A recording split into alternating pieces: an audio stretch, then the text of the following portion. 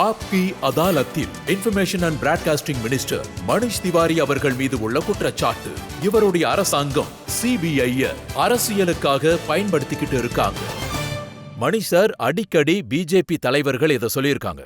இந்த அரசாங்கம் சப்போர்ட் அடையறதுக்காக, பார்லிமெண்ட்ல மெஜாரிட்டி அடையறதுக்காக, அரசாங்கத்தை நடத்துறதுக்காக சிபிஐ பயன்படுத்துவோம்னு சொல்லியிருக்காங்க. பாருங்க, இங்க அதாவது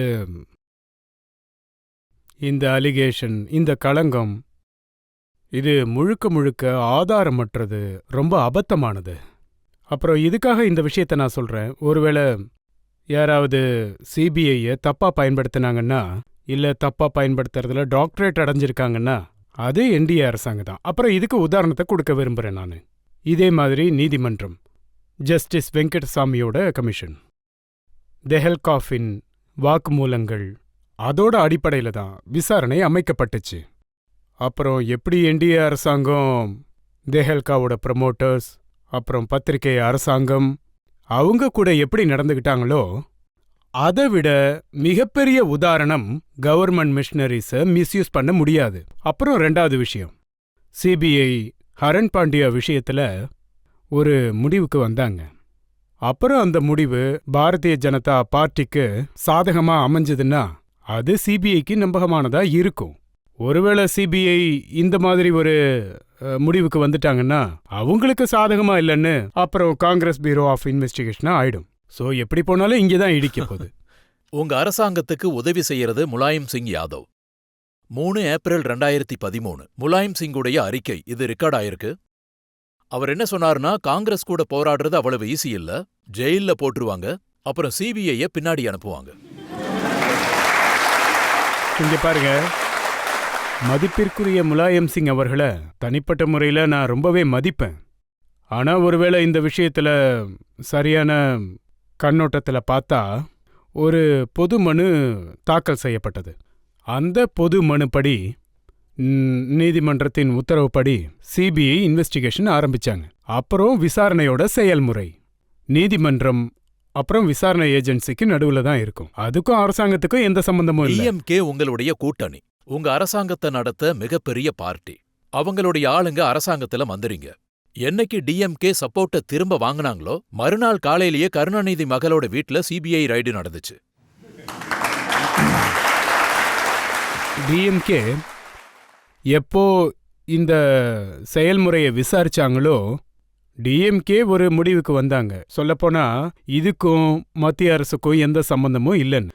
ஏதோ ஒரு கார் விஷயத்துல பாத்தீங்கன்னா, ஏதோ ஒரு காரோட இம்போர்ட்டர், எனக்கு சரியா ஞாபகம் வரல, அது விஷயமா தான் விசாரணை நடந்தது. அதாவது வெளிநாட்டு, ஆமா வெளிநாட்டு காரு, அந்த விஷயத்தை பத்தி தான் விசாரணை நடந்துகிட்டு இருந்தது. அப்புறம் அந்த கார்ஸை ரெக்கவர் பண்றதுல அந்த கார் ஏஜென்சி ஒரு 16-17 இடத்துக்கு போனாங்க.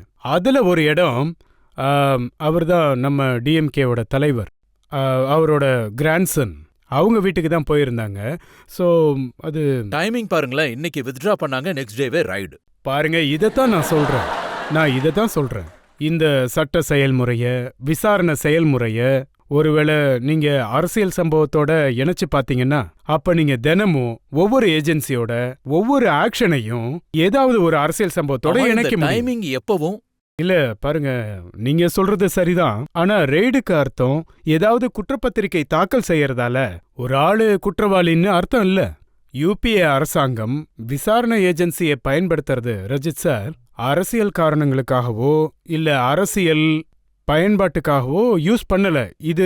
இது இந்த குற்றச்சாட்டு முழுக்க முழுக்க ஆதாரமற்றது. இப்ப பாத்தீங்கன்னா குற்றச்சாட்டு வெறும் ஆப்போசிஷன் லீடர்ஸோடது இல்ல, உங்க அசோசியேட்ஸோடது இல்ல. சுப்ரீம் கோர்ட் என்ன சொல்லுச்சுன்னா, சிபிஐ அரசாங்கத்தோட கீரின்னு. பாருங்க, அதுல முதலாளி சொல்றதா சொல்லுவாங்க. பாருங்க, இப்போ நீதிமன்றத்தோட இந்த டிப்ஸ் இருக்கே, இத நம்ம ஆர்பிட்டர்னு சொல்லுவோம். அதோட ஃபீட்பேக்கை நீங்களும் கொடுக்க முடியாது, நானும் கொடுக்க முடியாது. அது நம்ம 2 பேருக்கும் கேட்கலாம்னு நினைக்கிறேன். அது 2 பேருக்கும் நல்லது இல்லைன்னு நினைக்கிறேன். ஆனா சிபிஐயோட சுயேட்சையை பொறுத்த வரைக்கும், ஒருவேளை உங்களுக்கு ஞாபகம் இருக்கான்னு தெரியல, மந்திரியாகிறதுக்கு முன்னாடி நான் எம்பியா இருந்தப்போ நானே ஒரு தனிநபர் மசோதா மக்களவையில தாக்கல் செஞ்சேன், சிபிஐக்கு ஒரு சட்ட கட்டமைப்பை செயல்படுத்துறதுக்காக. அப்புறம் நான் என்ன நினைக்கிறேன்னா, இப்போ உச்ச நீதிமன்றம் இப்போ கூட இத பரிந்துரை செஞ்சிருக்காங்க. இதனால சிபிஐயோட சுயேட்சைய சரிப்படுத்திக்கிறதுக்காக அது ரொம்ப யூஸ்ஃபுல்லா இருக்கும். முன்னேற்றமும் அடையும். அது அப்படின்னா மட்டும் நீங்க இல்லாம எதையும் மறுக்கிறீங்களா? இந்த இஷ்ரத் கேஸ்ல நரேந்திர மோடி அவர்களை மாட்ட வைக்கிறதுக்காக அரசாங்கம் சிபிஐ பயன்படுத்தி இருக்குங்கிறத, அதுலயும் டைமிங் ரொம்ப சரியா இருக்கு. ஒரு பக்கம் அவங்க கேம்பெயின் கமிட்டிக்கு தலைவர் ஆகுறாங்க, இன்னொரு பக்கம் இந்த கேஸ் ஸ்டார்ட் ஆச்சு. ரஜத் சார், ஒருவேளை நீங்க குஜராத்ல எந்த சம்பவம், அதாவது குஜராத்ல எந்த சம்பவம் நடந்துச்சோ அதோட கண்ணோட்டத்தை பாத்தீங்கன்னா 2002ல படுகொலை நடந்திருக்கு. அதுக்கப்புறம் அங்க ஒன்னும் இல்ல, எத்தனையோ ஃபேக் என்கவுண்டர்ஸ் நடந்திருக்கு. அந்த ஃபேக் என்கவுண்டர்ஸை குஜராத் அரசாங்கமே பிரமாண பத்திரம் மூலமா உச்சநீதிமன்றத்தில் பார்த்தீங்கன்னா அதை ஏத்துக்கிட்டாங்க. என்ட்ரீம் காம்பன்சேஷன். ஸோ இதுக்கு என்ன அர்த்தம்னா, அங்க இருக்கிற அரசாங்கம் அப்புறம் அரசாங்கத்தோட இன்ஸ்ட்ருமெண்டாலிட்டிஸ் அது முழுக்க முழுக்க கெட்டு போயிடுச்சு. ஏன்னா இந்த ஃபேக் என்கவுண்டர்ஸ்க்கு இது என்ன அவசியம் இருக்குன்னு நீங்க சொல்லுங்க. இது fake encounter, it's nothing else, whole blooded murder. நீங்க ஒரு நபரை வலுக்கட்டாயமா பிடிச்சு அவனை சுட்டீங்கன்னா, அதை என்கவுண்டர்னு சொன்னீங்கன்னா, it's not encounter, it's a murder. ஆனா அப்புறம் இதுக்காக யாரு பொறுப்பாளியா இருக்காங்களோ அவங்களுக்கு நிச்சயமா தண்டனை கிடைக்கணும். உண்மை இதுதானே. சிபிஐ என்ன சொல்லுதுன்னா, இந்த ஐபி அது யூபிஐ அரசாங்கத்துக்கு கீழே வேலை செஞ்சுட்டு இருக்குன்னு. அப்புறம் குஜராத் போலீஸ் முதலமைச்சர் நரேந்திர மோடிக்கு கீழே வேலை செஞ்சுட்டு இருக்கு. அது அவங்க 2 பேரோட ஒரு ஜாயிண்ட் ஆபரேஷன். இங்க பாருங்க, குஜராத் அரசாங்கத்து மேல மட்டும் வருமா, இல்ல மத்திய அரசுக்கும் ஒருவேளை அது ஐபிக்கு சம்பந்தப்பட்டு இல்ல ஐபியோட ஆபீசர்ஸ் இதுல ஒரு விதத்துல இன்வால்வ் ஆகியிருக்காங்க. அதனால அவங்க மேலே நடவடிக்கை எடுத்தாகணும். ஐபியோட சீஃப் ஆசிஃப் இப்ராஹிம் சார், அவரு ஹோம் மினிஸ்டருக்கு லெட்டர் எழுதினாரு. லெட்டர் இல்ல, கம்ப்ளைண்ட்.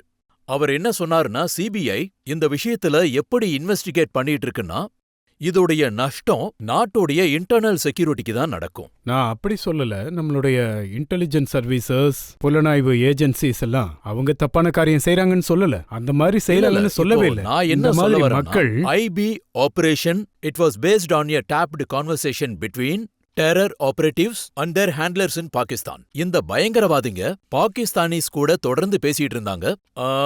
அவங்க ப்ரூவன் டெரரிஸ்ட், அவங்க லஷ்கர் டொய்பாவுக்கு சம்பந்தப்பட்டவங்க, அவங்கள பத்தி தான் இந்த ஆபரேஷன். சரி, இப்ப நீங்க சொல்றது எல்லாத்தையும் நான் ஏத்துக்கிறேன். அதாவது அவங்க கண்டிப்பா லஷ்கர் தொய்பாவுக்கு சம்பந்தப்பட்டவங்க தான். சொல்லப்போனா அதுல எந்த மாற்று கருத்தும் இல்ல. அதோட இன்னொரு விஷயம் சொல்லணும்னா, அவங்களோட நண்பர்களோ குடும்பத்தினரோ யாரும் இதுக்கு ஒத்துக்க மாட்டாங்க. ஆனா ஃபேக் ஆர்குமெண்ட்டுக்காக இந்த விஷயத்த நான் ஒத்துக்கிறேன், நான் அதை அக்செப்ட் பண்ணிக்கிறேன். இருந்தாலும் எஸ்பிஐக்கு எதிராக சொல்லிருக்காங்க. ஆமா, எல்ஏடி ஆபரேட்டர்ஸ். இருந்தாலும் நம்முடைய அரசியலமைப்பு, நம்முடைய மனிதாபிமானம் இத அனுமதிக்குமா? நீங்க ஒரு மனுஷனை ஒரு இடத்துல நிக்க வச்சு அவனோட குற்றத்தை நிரூபிக்காம அவனை சுடுறது, கண்டிப்பா எந்த சட்டம் இதுக்கு அனுமதி கொடுத்திருக்கு?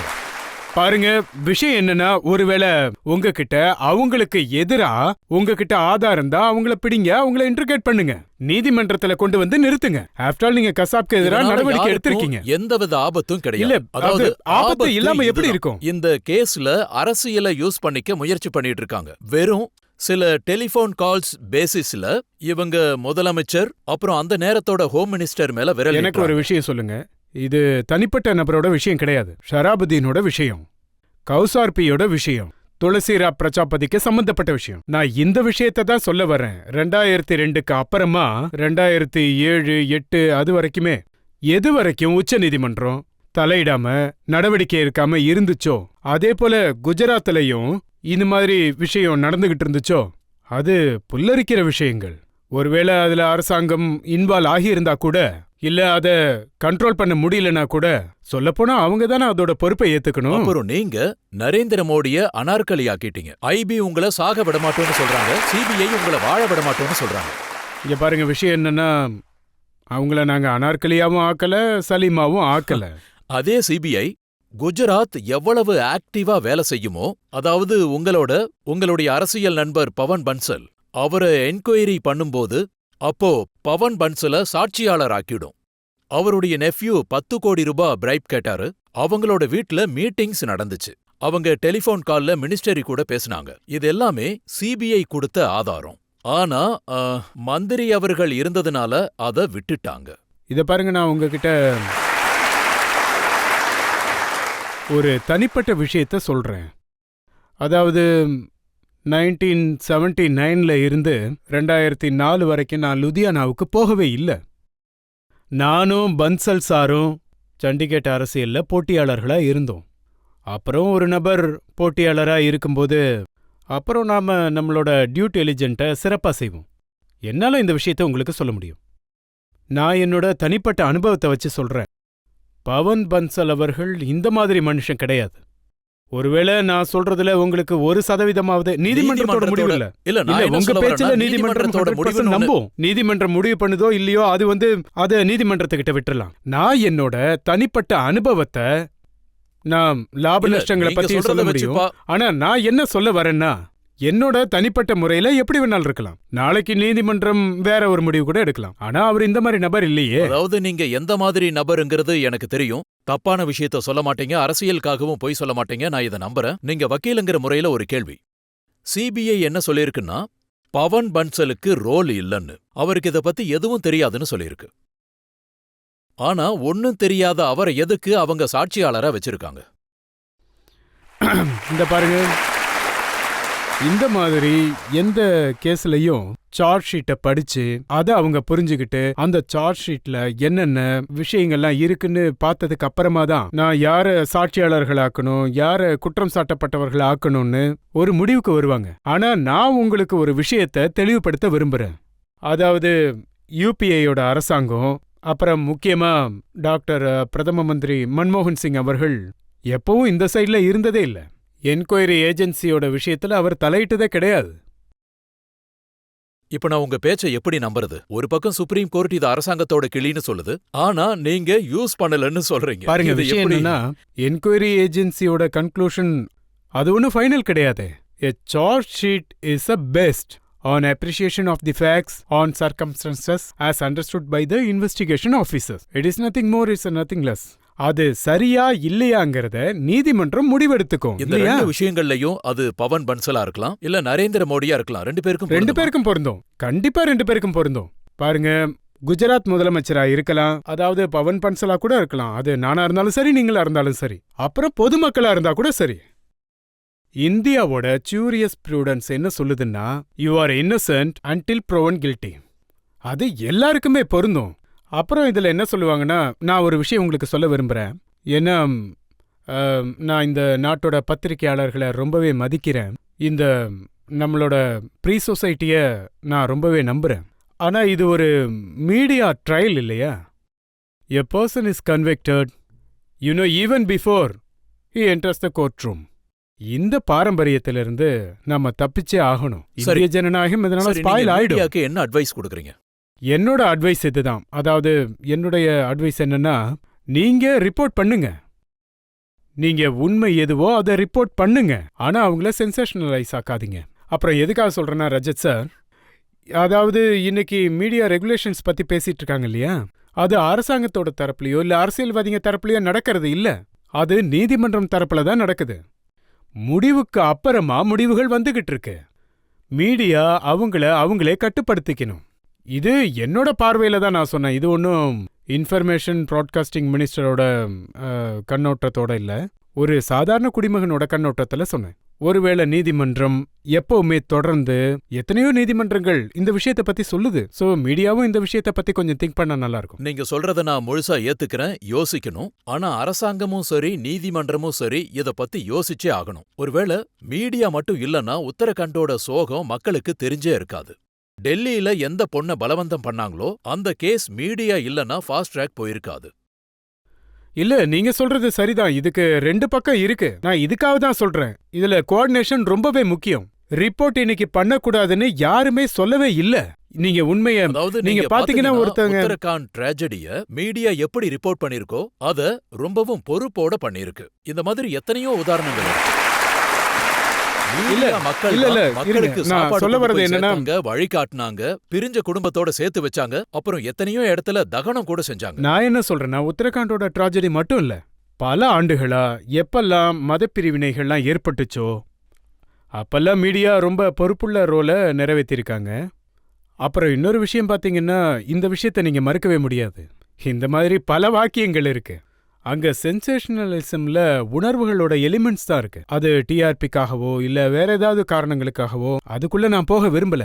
அதனால பத்திரிகையாளர்களுக்கும் பிரச்சனை, நாட்டோட ஜனநாயகத்துக்கும் பிரச்சனையா. நீங்க சொல்றத நான் ஒத்துக்கிறேன். அபரேஷன் இருக்கும், ஒரு சில முறை தப்பு நடக்கும். ஆனா அது நிச்சயம் டிஆர்பிக்காக நடக்காது, மக்களுடைய அறியாமையால தான் நடக்கும்.